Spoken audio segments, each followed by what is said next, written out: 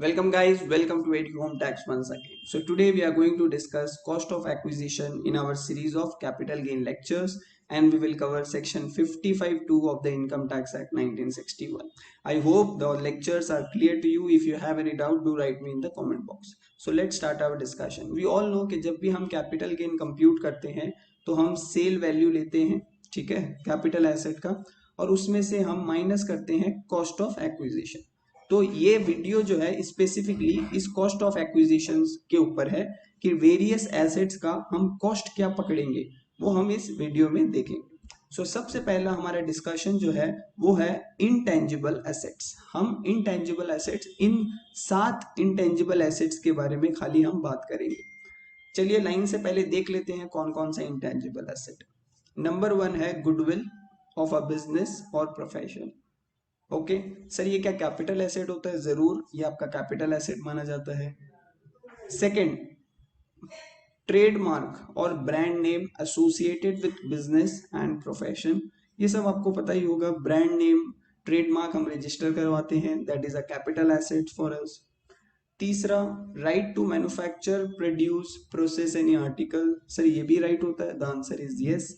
बहुत सारे इंडिया में केमिकल्स वगैरह आपको अगर मैन्युफैक्चरिंग करना है तो आपको उसके लिए लाइसेंस वगैरह लेना पड़ता है। So that is also a capital assets for you.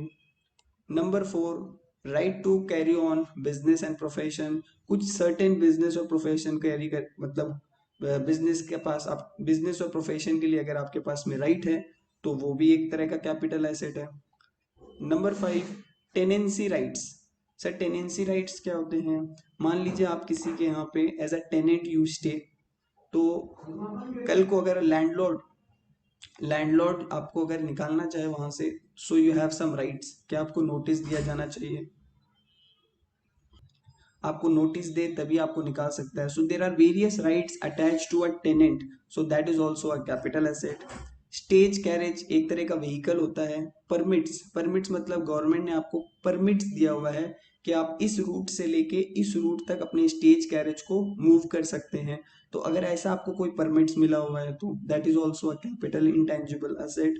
Loom arts, loom का मतलब एक तरह का टेक्सटाइल मशीन होता है, और लूम आर्ट्स जो होता है वो होता है कि जब आप किसी को वो मशीन यूज करने के लिए देते हैं कुछ आवर्स के लिए, सो वो उसको हम लूम आवर्स बोलते हैं कि आप इतने लूम आवर्स तक हमारा इतने आवर्स तक हमारा लूम का मशीन यूज कर सकते हैं। सो ये 7 इनटेंजिबल एसेट का स्पेसिफिकली हम बात करेंगे। इसका कॉस्ट ऑफ एक्विजिशन क्या होगा, let us see. So let us divide the discussion into 3 part. पहला केस क्या है? पहला केस है जब आपने इन 7 इंटेंजिबल एसेट को, कोई भी 7 इंटेंजिबल एसेट में जो है आपने किसी से खरीदा है। आपने गुडविल किसी से खरीदा है, या आपने स्टेज कैरेज परमिट्स किसी से खरीदा है, या टेनेंसी राइट्स आपने किसी से खरीदा है, ट्रेडमार्क ब्रांड नेम आपने किसी से खरीदा है। तो अगर आपने किसी से खरीदा है इन 7 में से किसी भी इंटेंजिबल एसेट को, तो जो परचेज प्राइस आप पे करते हैं that becomes cost of acquisition. बहुत सिंपल। मान लीजिए आपने किसी बिजनेस का, किसी किसी से आपने गुडविल परचेज किया, ठीक है। मान लीजिए आपने गुडविल परचेज किया 1 लाख रुपीज में, तो ये 1 लाख क्या बन जाएगा? उस गुडविल का कॉस्ट ऑफ एक्विजिशन। सिंपल है। Okay. Case B, case B में आप इंटेंजिबल एसेट्स को खरीद नहीं रहे हैं। उन 7 इंटेंजिबल एसेट्स को आप खरीद नहीं रहे हैं, आपको मिलता है वो intangible asset from a previous owner. Previous owner का मतलब पता ही है, जो को कैपिटल एसेट होल्ड करके रखा है।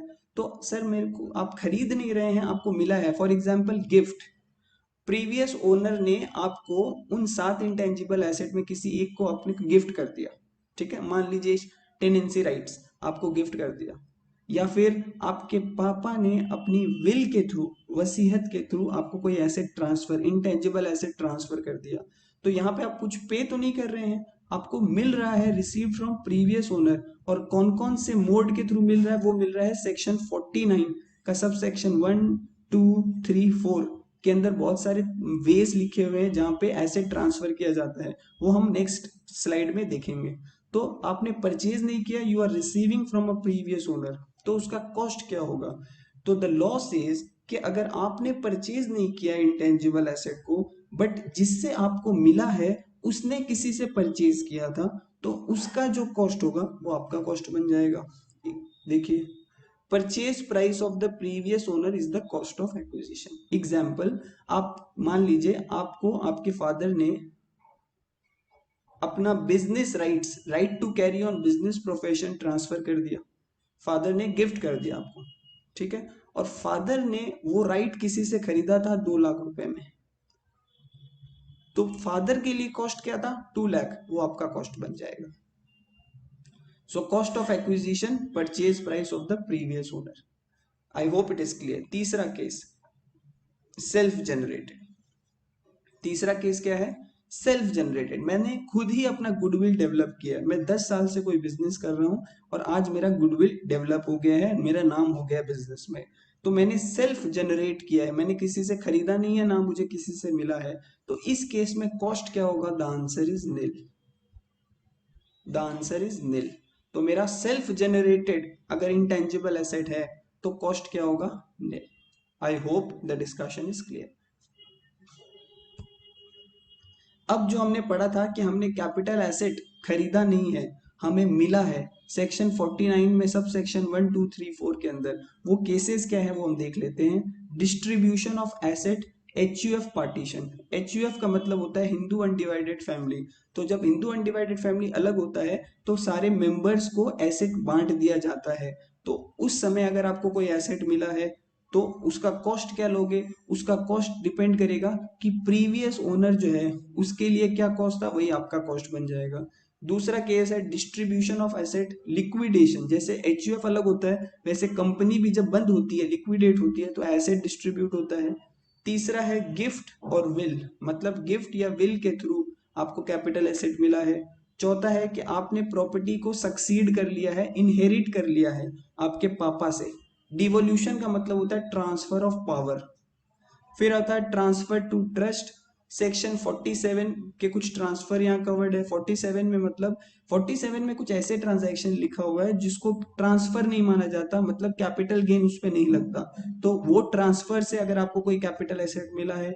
लास्ट, अगर आप HUF है, अगर आप HUF है और आपके मेंबर्स ने अपनी पर्सनल प्रॉपर्टी को HUF की प्रॉपर्टी बना दी है, तो वो केसेस यहाँ पे कवर्ड है।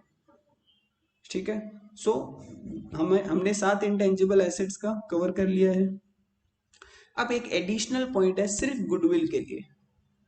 गुडविल के लिए 7 के इंटेंजिबल एसेट के बारे में जो पढ़ा है, सिर्फ गुडविल के लिए एक एडिशनल पॉइंट आपको याद रखना है कि अगर आप गुडविल को अपने बिजनेस में इंटेंजिबल एसेट दिखाते हैं और उसका डिप्रिसिएशन क्लेम करते हैं, ठीक है, आप बिजनेस में उसका डिप्रिसिएशन क्लेम करते हैं, तो जो कॉस्ट होगा ना उसमें से आप डिप्रिसिएशन माइनस कर देना up to financial year 1920, assessment year 2021। ठीक है, फाइनेंशियल ईयर 19-20 तक आपने जितना भी डिप्रिसिएशन अपने बुक्स में ले लिया है उतने से कॉस्ट माइनस हो जाएगा। मतलब मान लीजिए अगर आपका परचेज प्राइस 100 रुपया है और आपने 20 रुपए का डिप्रिसिएशन ले लिया है 19-20 तक, तो 80 रुपया बच जाएगा आपका कॉस्ट। ठीक है, ये केस ए में भी है, ये केस बी में भी है। ठीक है, आई hope this is clear. Moving next, अब आता है एक केस लॉ जो कि बहुत इंपॉर्टेंट है। ठीक है, व्हाई इट इज इंपॉर्टेंट ये हम देखते हैं। केस है CIT versus BC Srinivasa Shetty, supreme court. ठीक है, सुप्रीम कोर्ट ने BC श्रीनिवासा शेट्टी में एक जजमेंट दिया था, क्या, कि जो सेल्फ जनरेटेड एसेट होते हैं ना, सेल्फ जनरेटेड मैंने कहा था कि जो सेल्फ जनरेटेड एसेट होते हैं, और कौन से एसेट की हम बात करें, उन 7 एसेट की जो हमने अभी इंटेंजिबल्स पढ़े थे, goodwill, trademark, brand name, right to carry on business, right to manufacture, produce, process any articles, उसके बाद में लू मार्स, स्टेज कैरेज परमिट, तो ये 7 की हम सिर्फ बात कर रहे हैं। तो बोला इन 7 के केस में जो अगर सेल्फ जनरेटेड है तो उसका कॉस्ट जो निकालना होता है वो डिफिकल्ट है, कॉस्ट जो है इनडिटर्मिनेट है।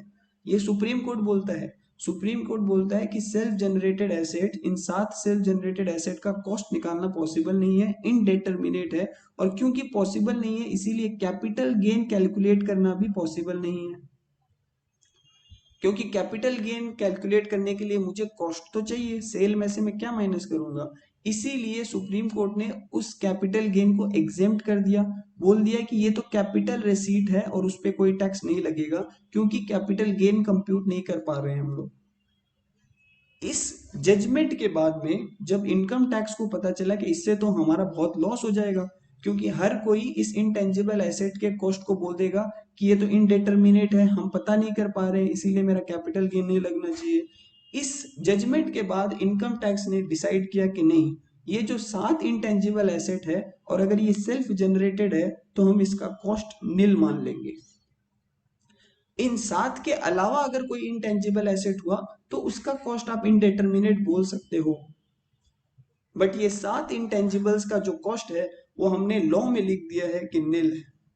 सेक्शन 55(2) में लिख दिया है कि ये 7 इंटेंजिबल एसेट का कॉस्ट को आपको नील मानना होगा, आप इनडेटर्मिनेट नहीं बोल सकते, और अकॉर्डिंगली कैपिटल गेन कंप्यूट होगा। तो ये बीसी श्रीनिवासा शेट्टी का फुल जजमेंट जो है वो आप गूगल कर सकते हैं, पढ़ सकते हैं, मैंने समरी यहाँ पे बता दी। ठीक है, नेक्स्ट, ये जो 7 इंटेंजिबल एसेट्स हमने पढ़ा है अभी, ठीक है, इसके बारे में और बात करते हैं। एक चीज आपको पता होगा कि अगर कोई कैपिटल एसेट हमने 1 अप्रैल 2001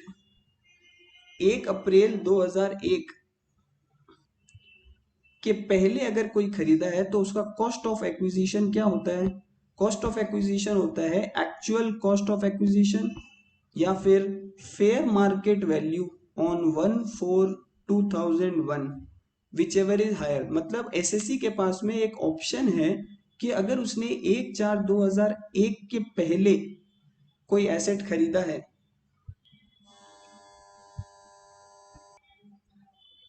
तो आपके पास में ऑप्शन है कि आप कॉस्ट ले सकते हैं या 1/4/2001 को जो फेयर मार्केट वैल्यू है वो ले सकते हैं, विच एवर इज हायर, आपकी ऑप्शन है, कोई सा भी आप ले सकते हैं। आई होप ये आपको पता है। ठीक है, द लॉ सेज कि इन 7 इंटेंजिबल एसेट जो हमने अभी पढ़ा, गुडविल, ब्रांड नेम, ट्रेडमार्क वगैरह, आप ये ऑप्शन नहीं ले सकते। Option to take fair market value on 1/4/2001 not available. मतलब ये 7 इंटेंजिबल असेट अगर 1/4/2001 के पहले भी आपने खरीदा है या मिला है आपको, तो उसका कॉस्ट जो है आप फेयर मार्केट वैल्यू नहीं ले सकते। एग्जाम्पल देखते हैं, मिस्टर एक्स ने टेनेंसी राइट्स परचेज किया 1/1/1999 में फॉर 20 लाख। ठीक है, sold by him on 2 January 2022 for 40 lakhs. Fair market value 1 अप्रैल 2001 को कितना था? 21 लाख। चलिए कैलकुलेट करते हैं, पीरियड ऑफ होल्डिंग ले लीजिए, 1/1/1999 से लेके 1 जनवरी 2022। आई होप ये तो अब समझाने की दरकार नहीं है। लॉन्ग टर्म सेल वैल्यू कितना है? फुल वैल्यू ऑफ कंसीडरेशन कितना है? 40 लैक्स।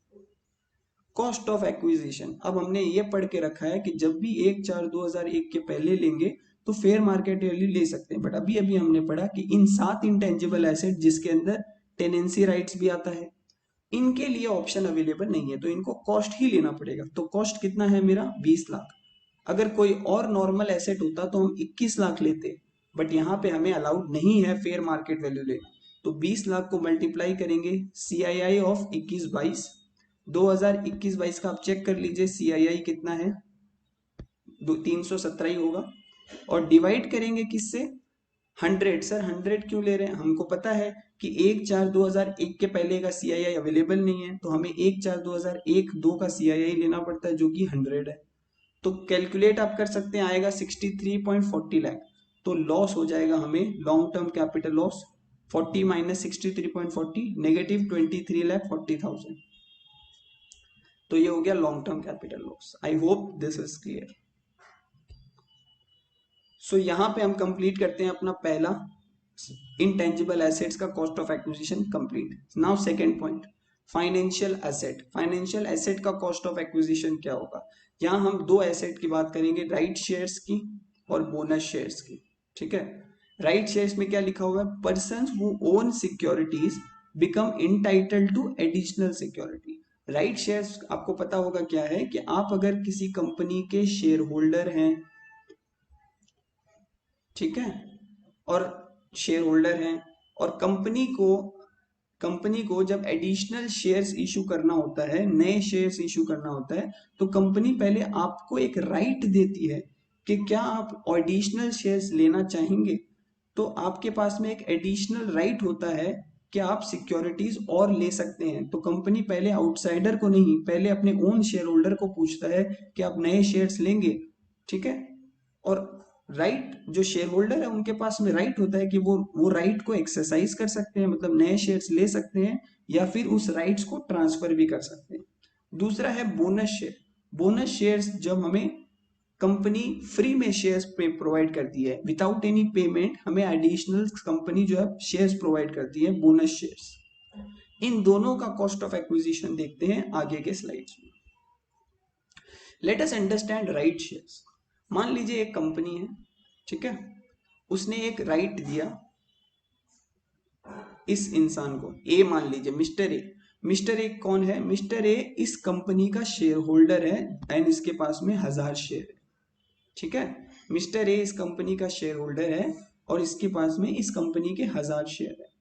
इसको बोलते हैं हम ओरिजिनल शेयर्स। इन शेयर्स के लिए इसको एक राइट मिलता है, मिस्टर ए को राइट मिलता है कि आप 1000 शेयर्स और ले सकते हैं, मतलब 1:1 का राइट है। जितने आपके पास में शेयर है उतने का राइट। तो 1000 शेयर है, मतलब 1000 शेयर आप और परचेज कर सकते हैं कंपनी से, ये आपके पास में राइट है। मिस्टर ए के पास में अब दो ऑप्शन है कि वो 1000 एडिशनल शेयर्स एक ले सकता है कंपनी से, या फिर जो उसको राइट मिला है वो उस राइट को बेच सकता है मिस्टर बी को। किसी को भी बेच सकता है, हम यहाँ मिस्टर बी ले लेते हैं। तो या तो वो एडिशनल शेयर्स खरीद सकता है कंपनी से जाके, या फिर वो अपने राइट को रिनाउंस कर सकता है कि मैं नहीं खरीदना चाहता। मिस्टर बी को वो राइट दे देता है कि मिस्टर बी तुम जाके वो 1000 शेयर्स ले लो कंपनी से। तो मिस्टर बी क्या करता है, उसको 1000 शेयर्स ले लेता है। क्या सर ये रिनाउंस का भी कुछ पैसा देना पड़ता है? हो सकता है। ए ने जो राइट दिया है उसका बी को कुछ पैसा भी देना पड़ सकता है, और बी जाके शेयर्स परचेज कर लेगा इस कंपनी से। तो सर हम ये पढ़ क्यों रहे हैं? अब यहाँ पे आपको कॉस्ट निकालना है। अब यहाँ पे आपको कॉस्ट निकालना है, और किस किस कैपिटल एसेट का कॉस्ट निकालना है? नंबर 1, इन ओरिजिनल शेयर्स का। ये जो 1000 ओरिजिनल शेयर्स है इसका कॉस्ट निकालना है। ये जो मिस्टर ए को राइट मिला है कंपनी से, इसका कॉस्ट निकालना है। ये जो मिस्टर ए ने एडिशनल शेयर परचेज किया था कंपनी से, इसका कॉस्ट निकालना है। और जो मिस्टर बी ने जो कंपनी से शेयर खरीदा है, इसका कॉस्ट निकालना है। ठीक है, तो 4 कंपोनेंट हो गए। अब देखते हैं क्या कॉस्ट कैसे निकलेगा। बहुत सिंपल है, आराम से आप सुनिए। कंपोनेंट ए क्या है? Original shares. जो 1000 शेयर्स मिस्टर ए के पास थे, अगर मैं आपसे पूछूं बताइए इसका कॉस्ट कितना, तो आप बोलेंगे सर मिस्टर ए ने जितना कंपनी से पेमेंट करके वो शेयर खरीदे वही कॉस्ट होगा ना। The answer is correct. Amount paid for shares, mister A ने जितना अमाउंट दे के वो शेयर खरीदा था ओरिजिनली कंपनी से, वही बन जाएगा कॉस्ट ऑफ एक्विजिशन। सिंपल है। दूसरा, सर मिस्टर ए को जो राइट मिला था कंपनी से, उसका क्या कुछ कॉस्ट है? The answer is no, nil, zero. जो मिस्टर ए को राइट मिला था ना, उसका कोई कॉस्ट नहीं है, क्योंकि उस राइट के लिए मिस्टर ए ने कुछ नहीं दिया कंपनी को। हाँ, क्योंकि वो शेयर होल्ड करता था इसीलिए उसको वो राइट्स मिल गए। कॉम्पोनेंट सी। कॉम्पोनेंट सी क्या है कि मान लीजिए मिस्टर ए ने उस राइट को रिनाउंस नहीं किया, मिस्टर ए ने उस राइट को एक्सरसाइज करके 1000 एडिशनल शेयर कंपनी से खरीद लिए। तो वो जो एडिशनल शेयर्स है, वो जो एडिशनल शेयर्स जो मिस्टर ए ने खरीदा है, उसका प्राइस क्या होगा? उसका price obviously what ever price he page for the shares, जो कंपनी को उसने पे किया होगा एडिशनल शेयर्स के लिए, वो बन जाएगा कॉस्ट ऑफ एक्विजिशन। इसमें भी कोई डाउट नहीं है। या last but not the least आता है कंपोनेंट डी। ये पढ़ने लायक है। अब आता है कि जो मिस्टर बी ने जो शेयर खरीदे हैं कंपनी से, उसका कॉस्ट क्या होगा? उसका कॉस्ट होगा amount paid for the shares plus right. मान लीजिए कि मिस्टर बी ने जो मिस्टर ए बी ने जो मिस्टर ए से राइट खरीदा है वो खरीदा है मान लीजिए 30 रुपया पर शेयर, और जो मिस्टर बी ने कंपनी से शेयर खरीदा है उस एक शेयर का दाम था 100 रुपया। तो जो एक शेयर का कॉस्ट होगा मिस्टर बी के लिए वो होगा 130। ठीक है, so right shares subscribe by other SSC, mister B ने जो शेयर्स खरीदे हैं कंपनी से उसका दो पार्ट होगा, एक तो जो उसने एक्चुअली कंपनी को पे किया है, प्लस जो मिस्टर ए को उसने राइट खरीदने का जो अमाउंट पे किया है वो भी उसमें ऐड हो जाएगा। Now next come bonus shares. Next come bonus shares. तो बोनस शेयर्स का कॉस्ट क्या होगा? The answer is nil. So cost of acquisition of bonus share is always nil, is always nil except in one case. क्या case है कि अगर bonus shares आपको 1/4/2001 के पहले मिलता है, 1/4/2001 के पहले, तो आपके पास में ऑप्शन है कि आप फेयर मार्केट वैल्यू ऑन 1/4/2001 ले सकते हैं। एज्यूम कीजिए कि मान लीजिए आपको अगर बोनस शेयर्स मिलता है 2004 में, तो उसका जो कॉस्ट होगा वो होगा नील। बट अगर वही बोनस शेयर्स आपको 1999 में मिलता है, 1/4/2001 के पहले मिलता है, तो आपके पास ऑप्शन है कि आप 1 अप्रैल 2001 को जो फेयर मार्केट वैल्यू है उसको कॉस्ट ले सकते हैं। आई hope this is clear. So option is available. Next आता है long term capital gain 112A के केस में cost of acquisition. if you have not watched the video on 112A, do watch it. So 112A में हमने पढ़ा था कि अगर equity shares, equity oriented fund, units of business trust, units of equity oriented fund और equity shares in a company, 3 हमने पढ़ा था उस केस में, जहां पे हमने पढ़ा था कि अगर आपने एसटीटी लग गया है और अगर आपको लॉन्ग टर्म कैपिटल गेन होता है तो 112A के हिसाब से आपको टैक्स देना पड़ता है। उसमें हमने पढ़ा था कि अगर एक्विजिशन 1 फरवरी 2018 के पहले हुआ है तो आपको कॉस्ट जो निकालना होगा वो आप 55(2)AC के हिसाब से निकालेंगे। तो आप लेक्चर 10 जरूर देखें, उसमें हमने ये कवर किया हुआ है। ठीक है, सो आप लेक्चर 10 देख के ये कॉस्ट 55(2)AC जो है वो कवर कर सकते हैं। नेक्स्ट आता है डीम्यूचुअलाइजेशन और corporatisation of recognised stock exchange. इसमें हम आपको सिंपल से ये बताते हैं कि पहले स्टॉक एक्सचेंजेस में क्या होता था कि कुछ 5-6 मेंबर्स होते थे और वही उस स्टॉक एक्सचेंज को चलाते थे, वही उसके ओनर होते थे, वही उसका ओनरशिप मैनेजमेंट देखते थे और वही उसका ट्रेडिंग वगैरह देखते थे। तो सारा पावर्स एक जगह ही वेस्ट करने के अलावा डिसाइड किया गया कि हम ओनरशिप को जो है ट्रेडिंग से अलग कर देंगे, ओनरशिप एंड मैनेजमेंट को ट्रेडिंग से अलग कर देंगे, और जो मेंबर्स, जो म्यूचुअल मेंबरशिप के हिसाब से जो स्टॉक एक्सचेंज चल रहा है उसको हम एज अ कॉर्पोरेट एंटिटी के हिसाब से चलाते हैं, उसको कॉर्पोरेट बना देते हैं, शेयर होल्डर्स बना देते हैं और ओनरशिप और ट्रेडिंग को अलग कर देते हैं। सो डीम्यूचुअलाइजेशन और कॉर्पोरेटाइजेशन होने के बाद क्या हुआ, जो स्टॉक एक्सचेंज के पहले मेंबर्स हुआ करते थे उनको शेयर्स अलॉट कर दिया गया। ठीक है, उनको शेयर होल्डर बना दिया गया। तो लॉ सेज के ये जो इक्विटी शेयर्स उन मेंबर्स को अलॉट किया गया है उसका कॉस्ट क्या होगा?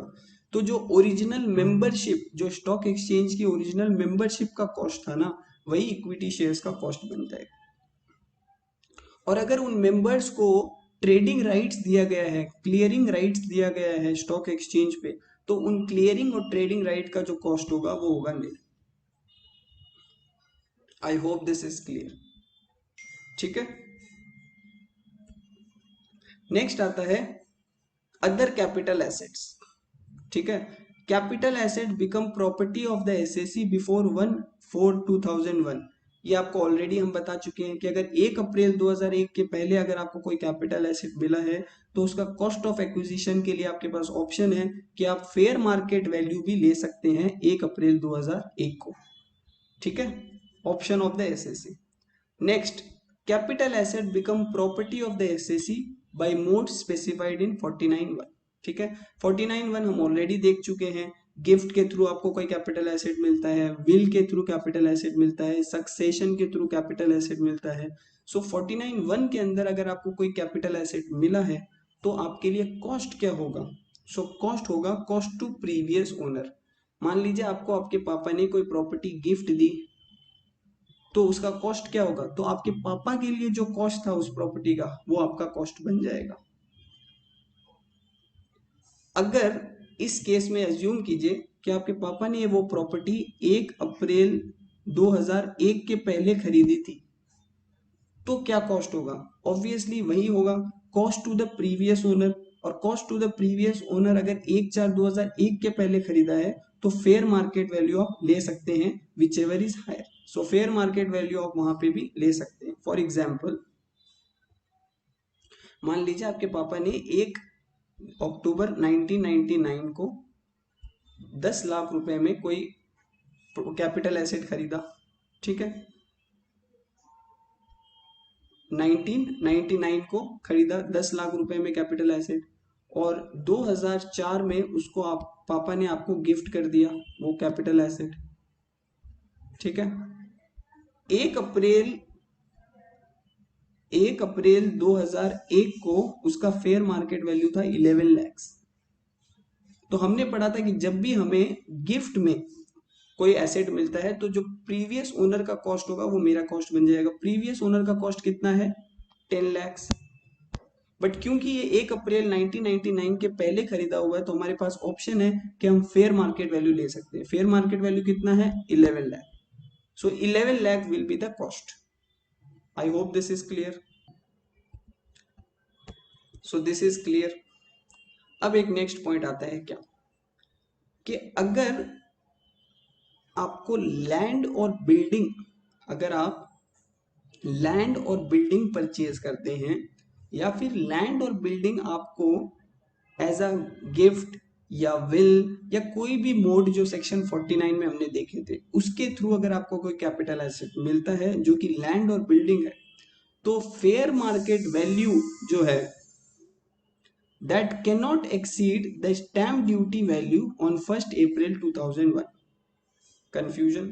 Let's see by way of an example. मान लीजिए कि आपने कोई लैंड या फिर बिल्डिंग खरीदी है 1994 में, और उसका कॉस्ट है 10 लाख रुपए। 1 अप्रैल 2001 को उसका फेयर मार्केट वैल्यू है 12 लाख, और 1 अप्रैल 2001 को उसका स्टैंप ड्यूटी वैल्यू आपको पता है ना, स्टैंप ड्यूटी पे करने के लिए एक वैल्यू डिसाइड किया जाता है लैंड बिल्डिंग का। तो स्टैंप ड्यूटी वैल्यू जो है एचडीवी, वो है 11 लाख। तो लॉ सेज कि आप कॉस्ट जो है वो फेयर मार्केट वैल्यू ले सकते हैं, आपके पास में ऑप्शन है, बट वो fair market value stamp duty value से ज्यादा नहीं होना चाहिए। तो यहाँ पे हम कॉस्ट क्या लेंगे? यहाँ पे क्या हम कॉस्ट 12 लाख ले सकते हैं? The answer is no, cost हमको 11 लाख लेना पड़ेगा। और ये सिर्फ लैंड और बिल्डिंग के लिए है, ठीक है। Let us see by way of an example. Asset purchase, asset कौन सा है? लैंड और बिल्डिंग। लैंड बिल्डिंग आपने परचेज किया 1998 में 1 लाख रुपए में। फेयर मार्केट वैल्यू उसका 1 अप्रैल 2001 को था 1,50,000। स्टैंप ड्यूटी वैल्यू था 1,40,000। तो जनरली हम क्या करते हैं, कॉस्ट क्या लेते हैं? एक्चुअल कॉस्ट और fair market value whichever is higher. So generally cost क्या होता है? हायर, 1,50,000। बट स्पेसिफिकली लैंड और बिल्डिंग के लिए लिखा गया है कि fair market value stamp duty value को एक्सीड नहीं कर सकता। तो but cannot exceed stamp duty value. कितना है stamp duty value? 1,40,000। So cost क्या होगा? 1,40,000। So I hope this is clear. Now two small points left. Number 3 and number 4. Number 3 क्या है? Capital asset become property of the SSE on distribution of capital asset of a company on liquidation. कि अगर company liquidate हो जाए और company अपने asset distribute करे और आपको कोई एसेट मिला है, तो उसका कॉस्ट क्या होगा? तो उसका कॉस्ट होगा fair market value on the date of distribution. जिस दिन कंपनी डिस्ट्रीब्यूट करेगा उस दिन मार्केट में जो उसका एसेट का फेयर मार्केट वैल्यू होगा वो बन जाएगा आपका cost. And last but not the least, shares और स्टॉक।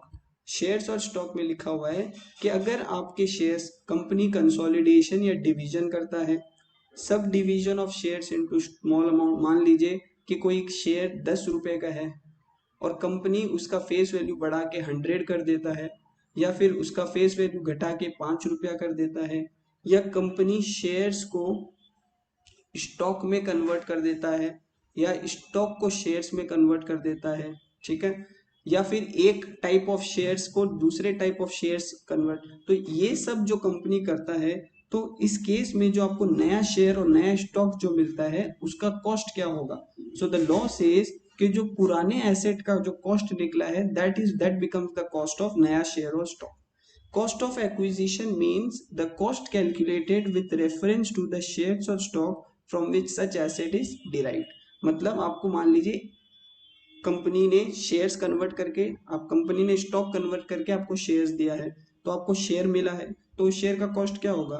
तो जिस शेयर और स्टॉक से आपको वो शेयर और स्टॉक मिला है ओरिजिनली उसका कॉस्ट क्या था, that becomes the cost of the new share और स्टॉक। ठीक है,